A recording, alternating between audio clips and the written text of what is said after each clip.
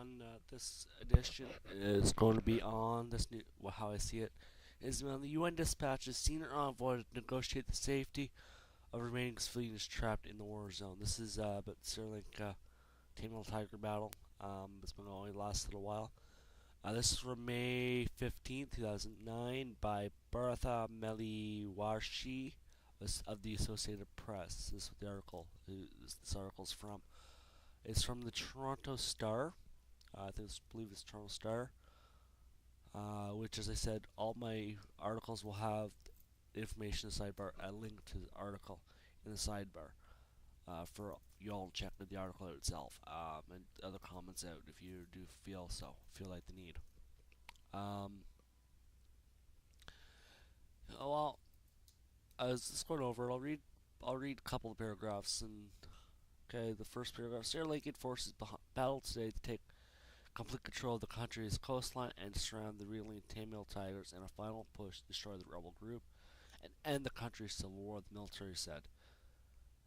As the fighting raged, hundreds of desperate war refugees escaped the war zone, and the top UN officials headed here on an urgent mission to safeguard tens of thousands of civilians still trapped amid the heavy shelling. The government has forced the rebels out of the de facto state they once controlled in the north and cornered them in a 4 square kilometer strip of northeastern coastline.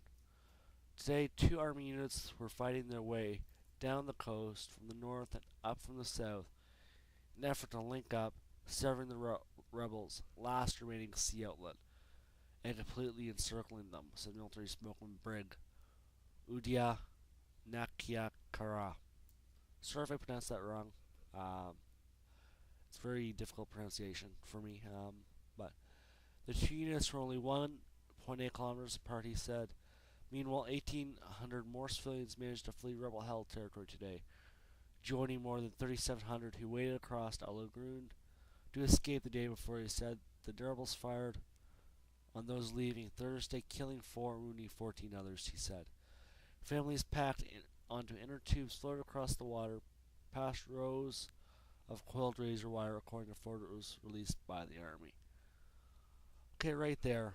That doesn't show you how evil the Tamil Tigers are.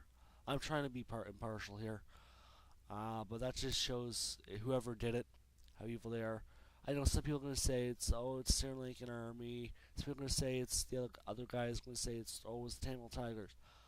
I'm going to have to go with the second group and say it was probably the Tamil Tigers.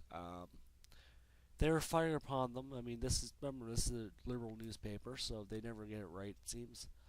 But I'm going to say, read between lines, that somebody was firing upon civilians trying to escape the war's battlefield. And they were 4 were killed, and another 14 were hurt, were injured in the battle. So I mean, yes, well, that's all good and dandy. But yeah, it's kind of interesting to find that 200,000 civilians have escaped the wars in recent months and being held in overwhelmed displacement camps. Rebels have denied accusations that they were holding the civilians as human shields and were shooting at those trying to flee. Reports of the fighting are difficult to verify because the government has barred most journalists and aid workers from the conflict zone. Yeah, so we have to do a lot of reading between the lines here. What it's actual articles 8, but I do believe the Tamil Tigers would probably would open fire on them. It could be anybody. Who knows? Who really? It's news. Okay, that's all I'm gonna say. It happens. Stuff happens. I would say it's probably mostly the Tamil Tigers. But yeah, I don't have all the facts, and for that I'm sorry. But I'm going by what I see here. So it's pretty ridiculous though, of this happening. So yeah, I mean it's goes on more than that. So I'll read a couple of comments that are here. Here's one for Mermeister from 8:56 Friday, May 15, 2009. Destroy them to the last. This terrorist organization needs to be exterminated forever. Thanks to the protests in Toronto, I researched the history of the Tamil Tigers and I can now only hope that every last one of them is killed so they can never repeat their atrocities. Well, I can see, as you could possibly probably see from that comment, it's the Tamil Tigers have not gained any friends in the world, at least in Canada. They create a lot of enemies, but not a lot of friends, which is the sad part. Yeah, it's another comment from Sam at 8:47 15th.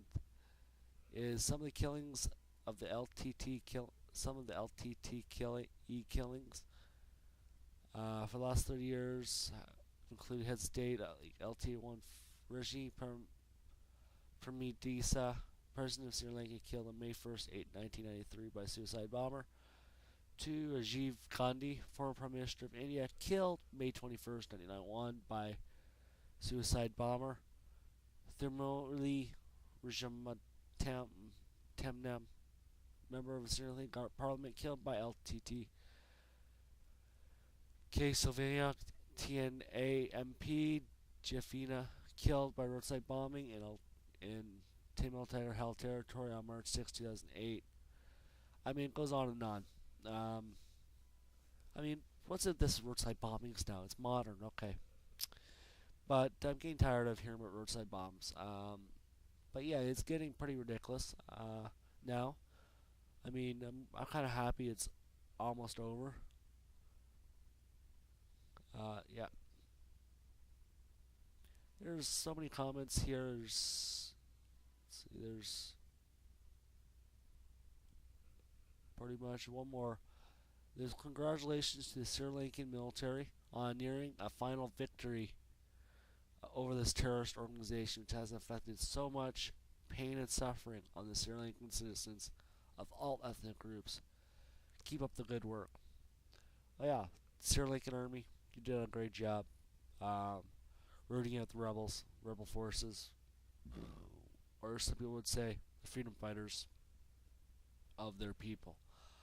I can't see them be freedom fighters. They're what tactics they use, what methods they use, are more terrorist tactics than anything else. I know it's a really bad situation over there, but gotta hope for the best. So everybody, thank you and for watching, and have yourselves a great night. Bye.